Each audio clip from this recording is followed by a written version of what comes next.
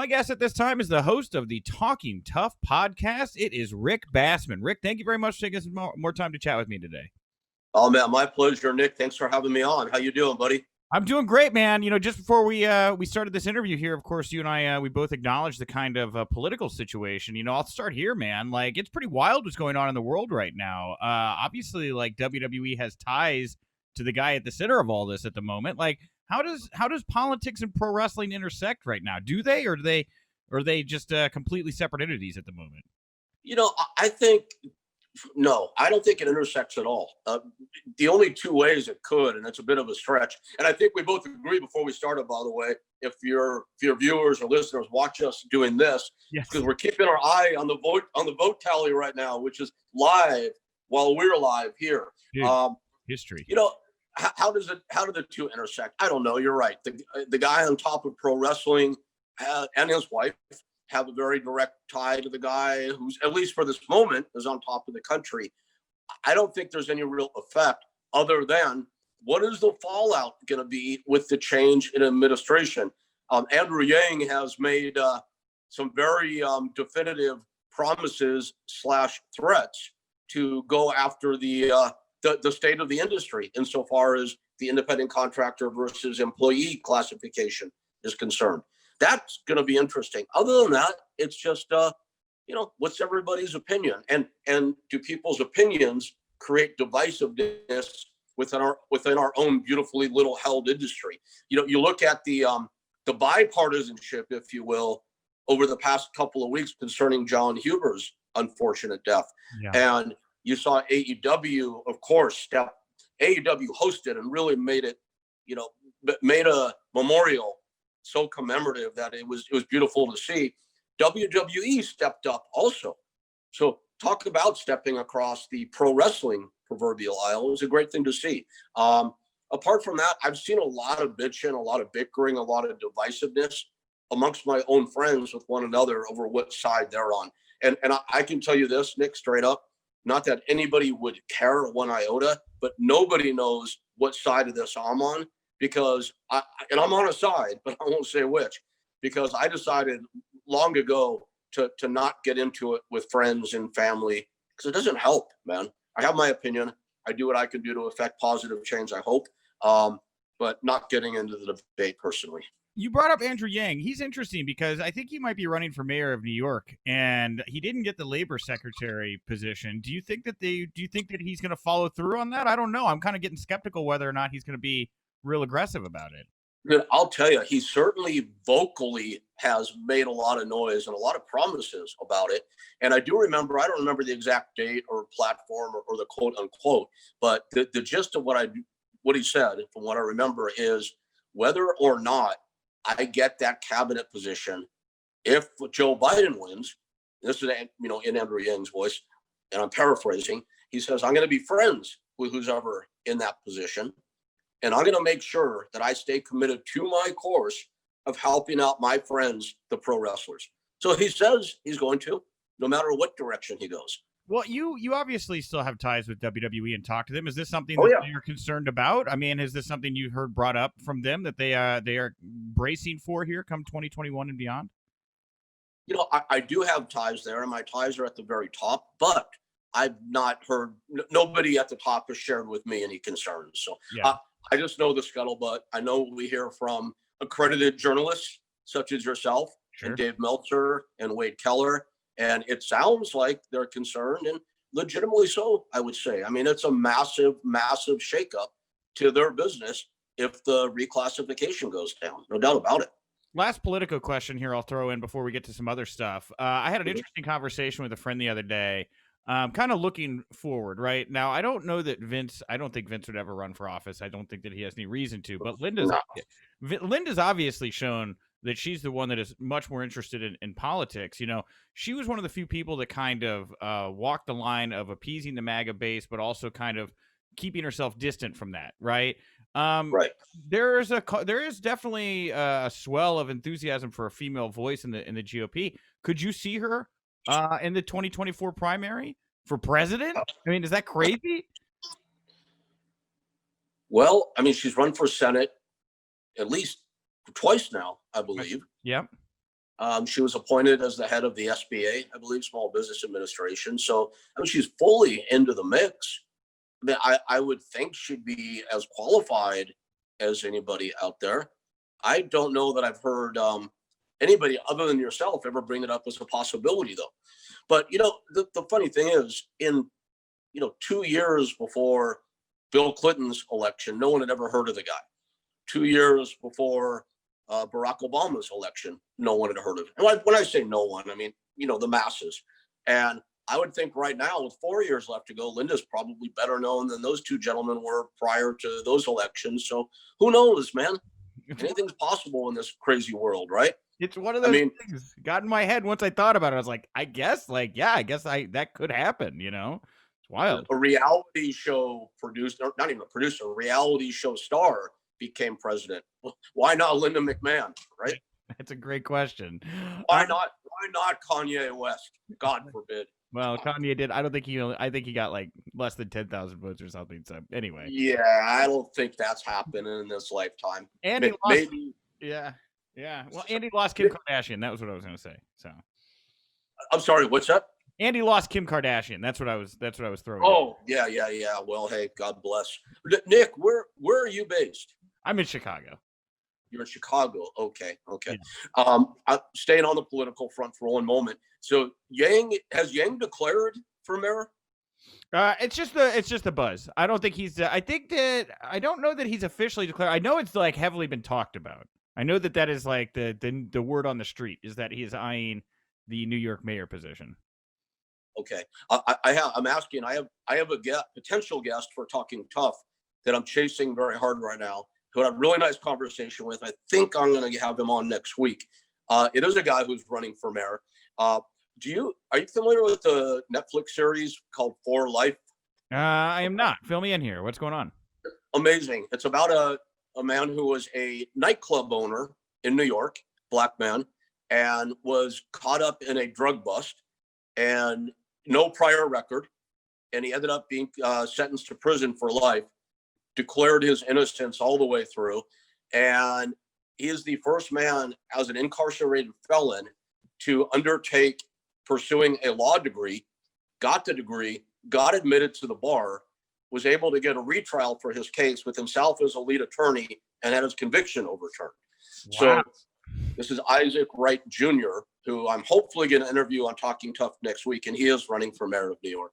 So I was just curious if he's going to be running against Andrew Yang or not. Get his take, man. Yeah, Andy Dufresne, he didn't have to climb through all of that poop. He could have just gone and got, done.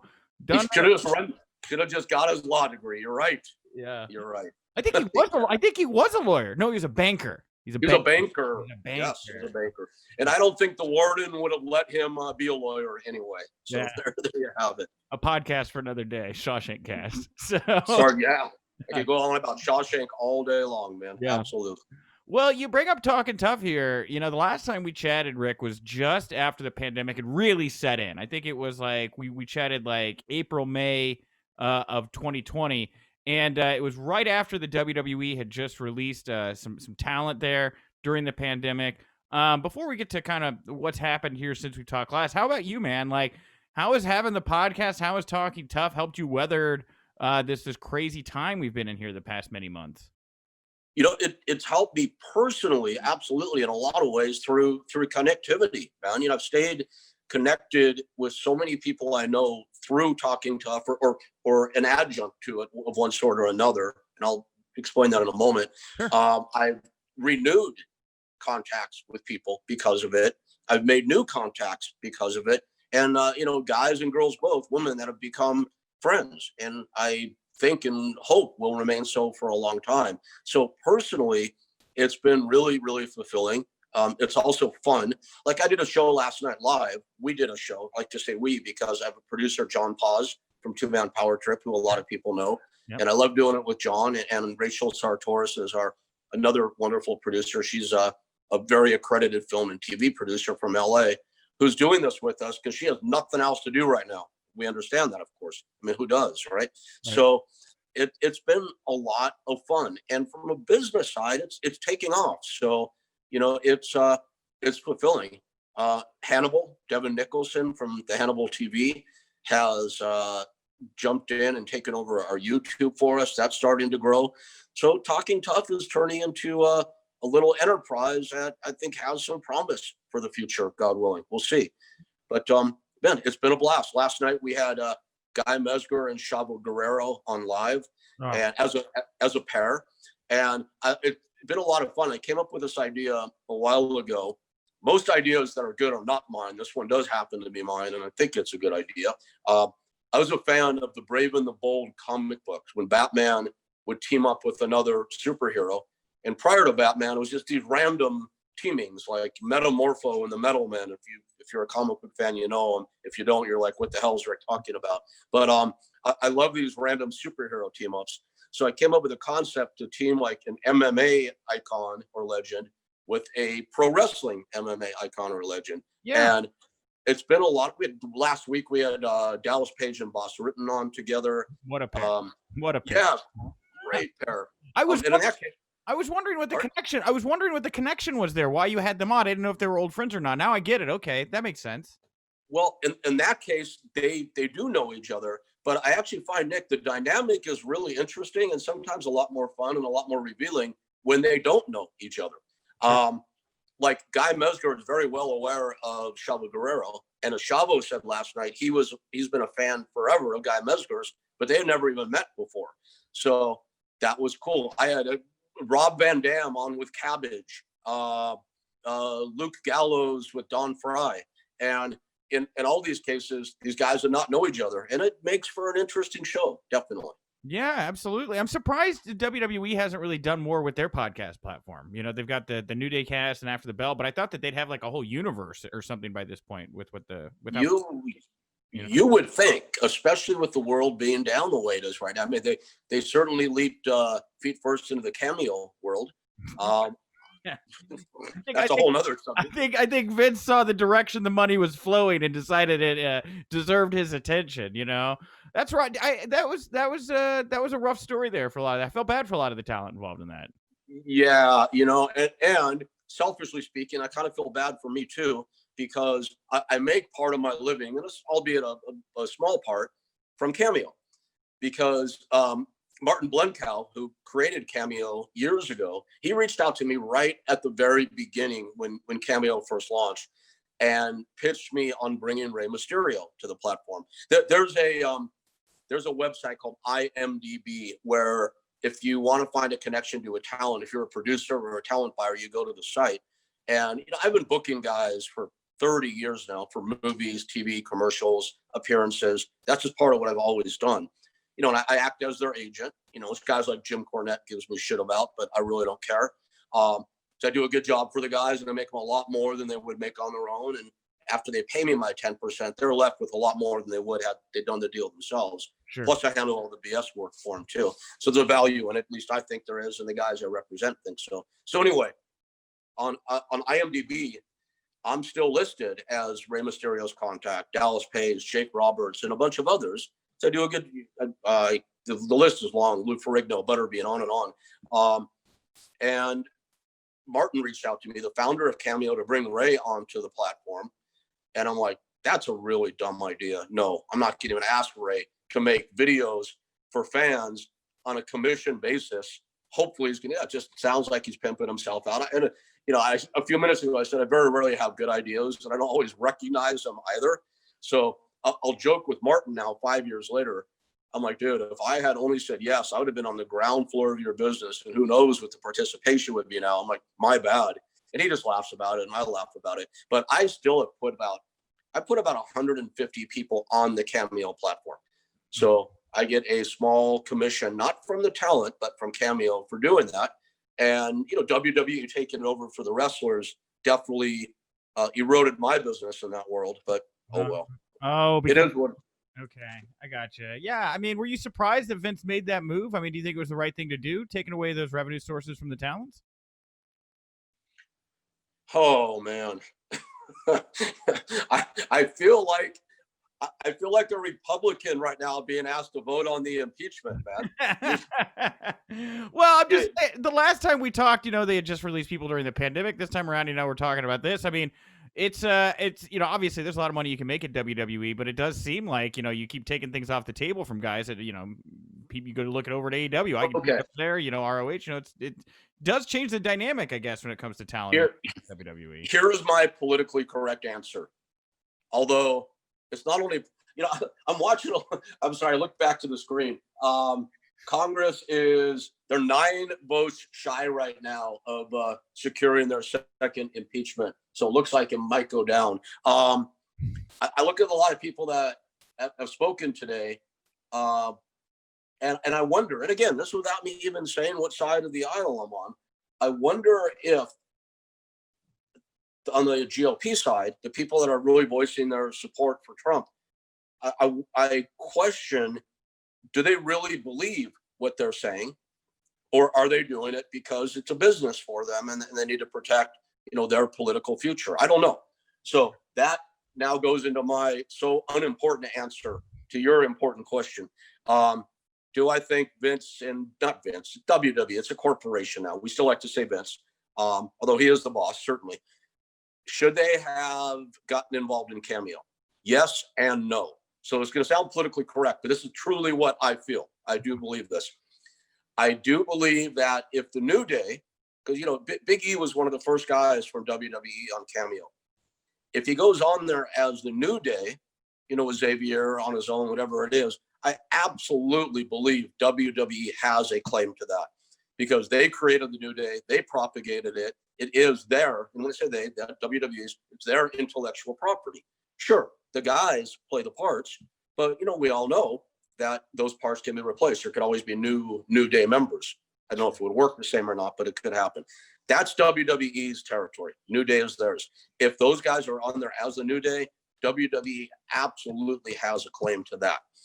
If a guy goes on as their self or with an intellectual property they own, even if they are currently under contract to WWE, I believe that WWE does not have the right to infringe on their Cameo business if that person is on as themselves or on in an intellectual property they themselves own. Yeah. So that's what, yes or no? Yeah, no, I think that's a really good. I think I think a lot of people would agree with you, honestly.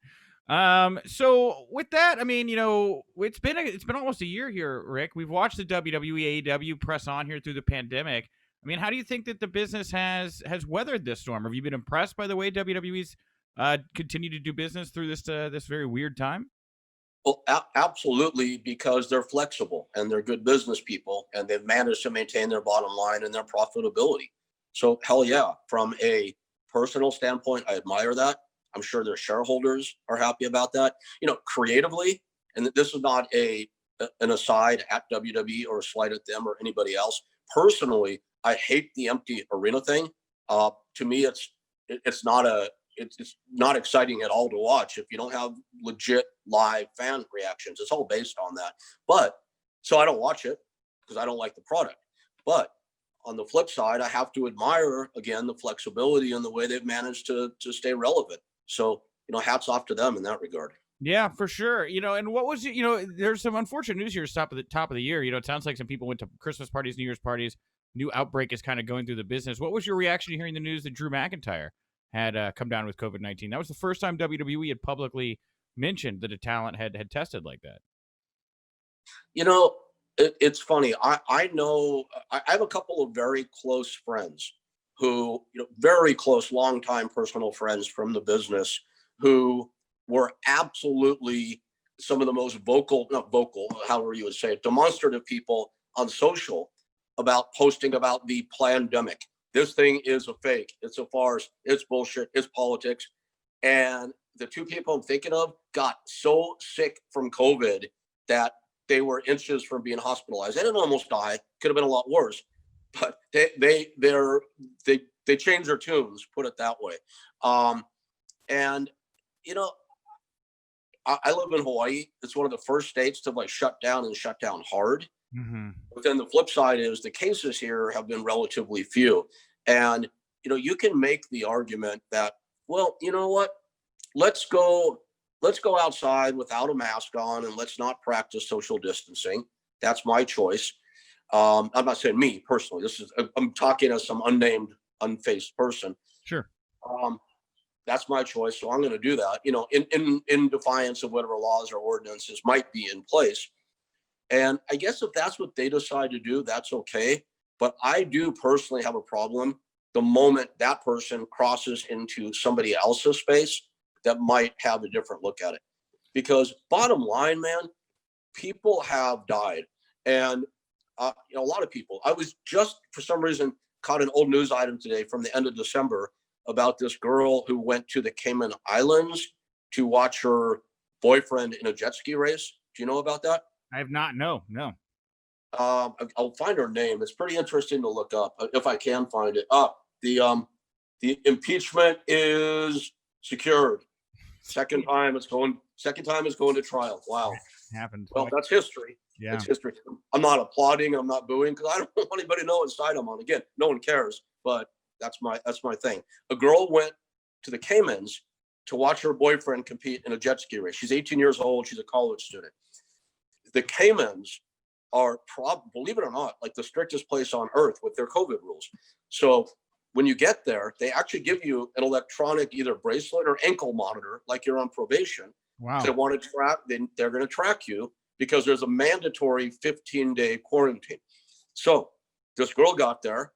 She found a way to get her bracelet off and then went to watch her boyfriend in the jet ski race the next day. So they caught her. And she is now in a federal prison on the Cayman Islands. Oh my God. Serving a 2-month term. It was 4 months. But the outcry was so big that they managed to get the term reduced to 2 months. But this girl is in prison right now on the Cayman Islands, where there's been a grand total of 2 deaths only and something like 300 confirmed cases out of a population of 600,000. So, less, 0.2%. It's a small portion, but they've really mitigated the risk over there. So the political question is, should this girl have gone to prison or not? What do you think? I think that we should send a signal when people break the rules like that. So I don't personally have a problem with it. I wish we were a little more strict here in the States, but it's not. I'm not a lawyer, so yeah. Just asking your opinion. You're an intelligent guy. You're up on current events. Just curious what you thought. Yeah. I look at her on social and all that. She's a very pretty girl. Not that matters, but very like wholesome, all-American poster child type. Apparently does really well in her studies. Apparently a solid, contributor to her society, in church and all else. And you know what, man? I have to say, I don't have a problem with it either. They have their rules over there. They managed to keep their cases down. Very few people have died. And although this is going to sound very draconian to maybe many listeners and viewers, what if the U.S. had acted like that out of the beginning? I get there would have been a huge outcry about taking away our civil liberties and our freedom. I understand that. But we'll never have an answer to what if now. But what if the U.S. uniformly had been like that across the entire base at the beginning? Would we have 400,000 people dead now, or would it be 4,000? Who knows? We'll never be able to answer that question. Yeah. So it's all interesting subject for debate. That's for sure. Yeah. Here's what I know, man. Here's what I'm the authority on when it comes to this shit. I know as much as anybody else knows about how this is going to look in history, meaning that nobody knows right now. That's my opinion. We don't know. I think there's been a lot of divisiveness and a lot of anger and a lot of fighting over something we could have just done better with, mellow it out with, and let history take its course. So we'll look back 10 years from now. We'll know what this whole thing was. I don't think any of us know right now still. Well, shifting kind of gears away from the COVID situation, you had your hand in bringing so many pro wrestlers to the dance, right? I mean, yes, many. Stings to everybody, right? We've talked a little bit about a few of them in the past. One name we haven't talked about though that I think is really interesting is Mike the Miz Mizanin. Can you talk to me about when you met Mike, and if you saw in him what we've seen here for over a decade now is a real money player in the game of pro wrestling? Okay. Sure. So I got a call out of the blue one day from Scott Freeman. Scott is an old friend who is the president of Bunim Murray. Bunim Murray is the Real World, Road Rules, one of the top companies in reality. And he goes, "Hey, Rick," he goes, "we've got a guy in the New York house right now on the Real World who thinks he's a pro wrestler. He's adopted this pro wrestling persona. He's been terrorizing everybody else in the house all season. And he goes, I'm wondering, we want to play a joke on him. He goes, do you know any like famous pro wrestlers in New York? Maybe that could stop by the house while we're filming one night and scare the shit out of this guy. And I'm like, let me think about it. So came up with, if you can imagine, with Roadkill from ECW. It's the only guy in New York City I could find. So they say, Roadkill got all gimmicked up in the Amish deal, went over to the house. The Miz, Mike Mazzano, that I marked out big time because he was a big fan. He knew everybody. And Roadkill just gave him a load of shit. And so anyway, Scott Freeman called me after. He's like, thanks, man. He goes, I got to tell you. He goes, Miz actually was a little scared, but he was totally appreciative also. I'm like, and this comes full circle in a moment. Sure. A few months later, Scott calls me. He's like, hey, remember the guy that you sent Roadkill to scare? I'm like, vaguely. He goes, well, he's moved to LA and he actually wants to train to be a pro wrestler. May I send him to your school to meet with you? Sure.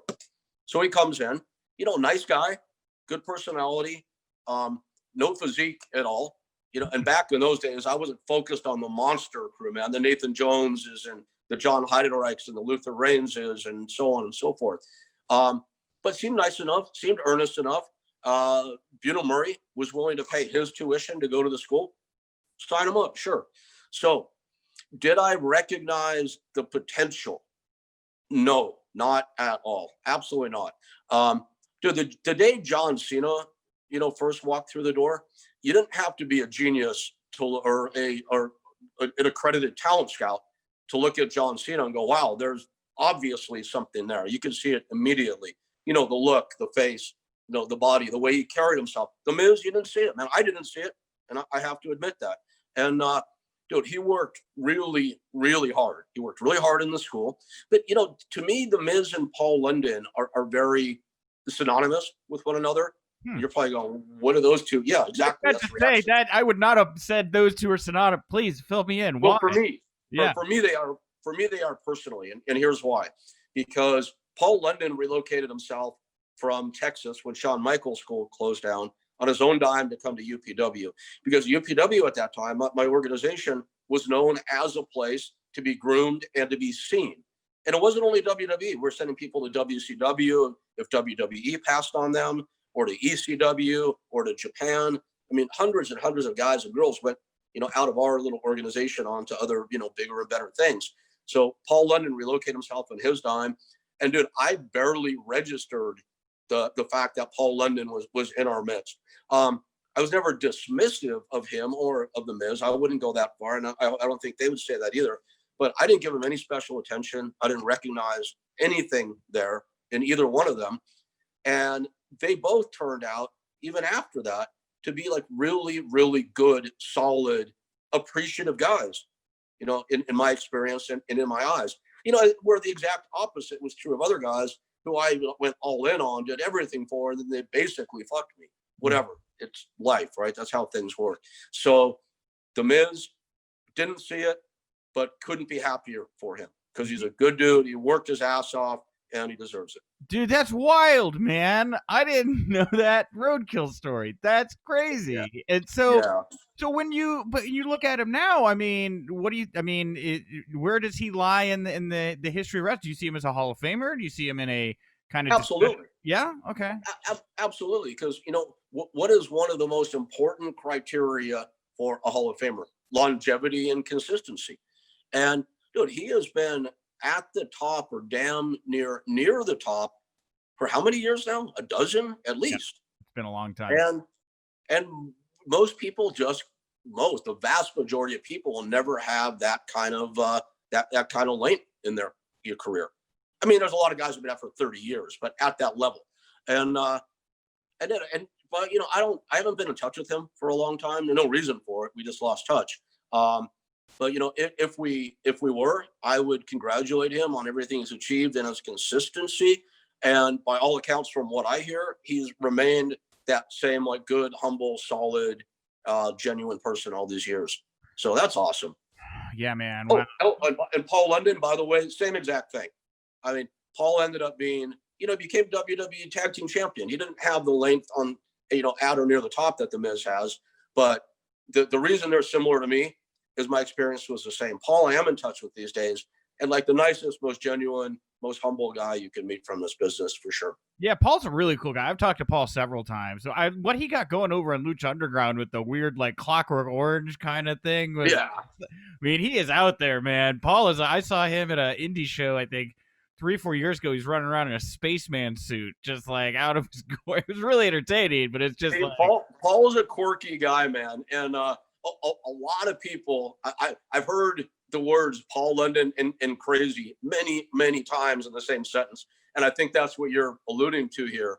I would just say this: I don't think by definition of the word Paul is at all crazy, but he certainly marches to the beat of his own drummer. Put it that way. okay, got it. All right, last thing I want to ask you about, Rick. Obviously, you're very synonymous with Sting. We talked about Sting a little bit last time, but there was big Sting news since we last chatted. That's, of course, that he's back in the game. He's over at AEW. What was your reaction to seeing him over in AEW? And do you think that we're going to see a couple Sting matches now that he's with another major promotion? On the matches, I'll just get that out of the way first. I don't think so. If he were to do a match, it'd have to be really, really carefully constructed. Steve is a really intelligent guy. He's been smart about how he's taking care of himself, health-wise and financially both. And I don't think his financial well-being is not at risk. If anything, it's further bolstered by what he's doing at AEW right now. But yeah. I think he's too smart to put his health at risk. Why would he? He doesn't need to. And, a lot of the guys will tell you, a lot of the guys in the business, even at the top, they'll tell you they're still marks for themselves. And that's not a bad thing necessarily. It means that they feel the need to be in there, the need to perform, the need to do a match, the need to get that buzz from the fans. Sting just doesn't have that, man. He loves it. He loves the business. He respects it. But I don't see him putting himself at risk. I don't know why he would do that. As far as, but here's the thing, man. You and I also both know we've been around this business for a long time. You don't necessarily have to get in the ring and do a match to have a huge impact and to help move the needle. And I think if stuff is written for him properly and executed properly, he can be a very significant player there without having to be in the ring. How would you use him then? Authority figure, manager? What do you see as the best role for him? I haven't thought that through. I don't have an off the cuff answer, man. That's fine. Just wondering. I don't know. Sorry. Well, with AEW as new home, it's been a really interesting, past, 8-12 months for them too. They kept going, WWE kept going, and now on Wednesday nights, I mean, it's become a drumming. I know NXT has been closing a little bit of ground here. I think their product is really good. I'm not dismissing NXT, but AEW in those demos, man, they were the number one show on all the cable just a couple weeks ago. Have they become a real threat to WWE? Has your tune changed at all on where AEW lies in the landscape of pro wrestling at the moment? I don't think they're a threat by definition of that word as we might perceive it. I think that they established a solid foothold in this industry, and I think that's great.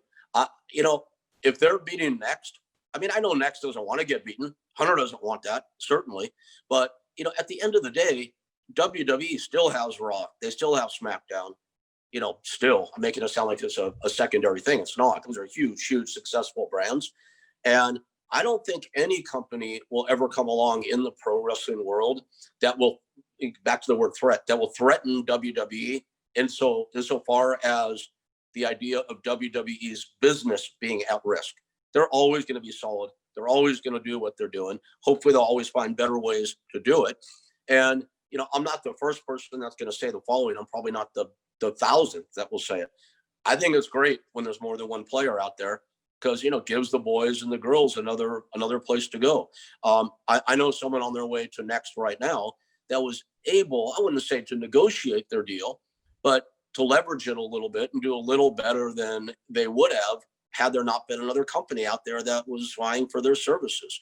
So I think you've heard a million people say it. I'm only one more. It's great for the talent. It's great to have more than one choice out there. And I don't think it hurts WWE in the least. That may sound a little Pollyannish, but that's how I look at it. Fair enough. Well, Rick, I took you a little over time here. We got rolling. I didn't realize how long I've been chatting with you. I thank you very much for the time. And I thank you for taking your eyes away from the political news breaking today.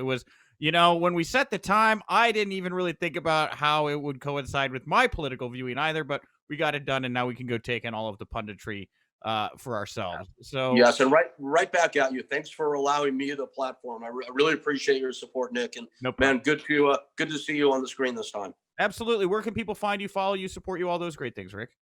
Thank you. So best would be, I'll give you three quick.